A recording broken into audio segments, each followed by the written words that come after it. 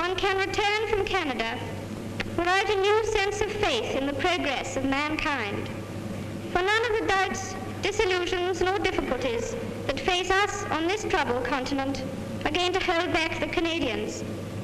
They are going to ensure for themselves the survival of all those things for which we have fought in this country through the ages and which we treasure: justice, liberty, opportunity for all, and kindliness between man and man. Lay ahead the royal visit to Australia and New Zealand, which the King had had to abandon. His Majesty came to London Airport to see them off.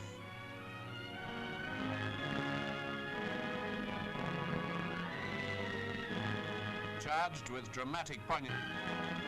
6 days later, the King, without reproach, died peacefully in his sleep. Princess Elizabeth and the Duke of Edinburgh had in the meanwhile arrived at their first stopping place in Kenya, where a few days were due to be spent before sailing to Australia. The grievous news of her father's death, she and her husband returned immediately to London. At the airport from which her father had so recently waved farewell, she was received by her Prime Minister and leading statesmen in that other poignant scene with which this film opened. Publish and proclaim that the High and Mighty Princess Elizabeth Alexandra Mary is now, by the death of our late sovereign of happy memory, become Queen Elizabeth II. The period of court mourning followed, during which the Queen only appeared for such charitable occasions as the distribution of Royal Maundy money. The first public engagement fulfilled by Her Majesty when mourning had ended was to take the salute at the official celebration of her birthday at the ceremony of trooping the colour. A restive horse caused some anxiety, but the Queen, mounted side saddle. The second picturesque event of the new reign was Royal Ascot. The Queen and the Duke of Edinburgh drove in a landau down the course in the tradition established now by 3 royal generations.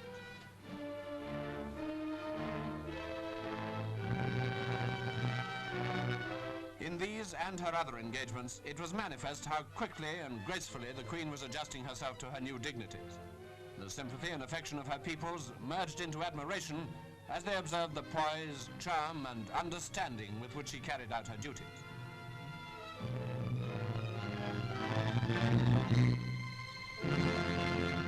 Our young and beautiful Queen was Mr. Churchill's description, and the British public agreed. They also could not fail to be delighted by the obviously deep family attachment which distinguished the private life of the Queen and her husband. Glimpses of the spirited behaviour of Prince Charles and the more reserved demeanour of Princess Anne on the station platform at Ballater offered a discreet insight into this happy family relationship. The example of happy family life and at the same time participation in those popular social interests which form the recreations and pleasures of the modern world. Patronage of the royal film performance affords the royal couple the opportunity to meet personalities whom they, as well as the public, know through the cinema screen. For modern invention enables royalty to see what the public sees and hear what the public hears, and share in the public's interests and enthusiasms.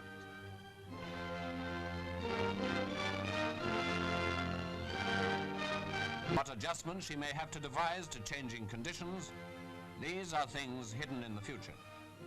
But we pray that that same providence which has prepared her for her high calling and equipped her with wisdom and strength of character will continue to guide and inspire her so that she may have joy as well as the sense of duty well done in fulfilling her royal destiny.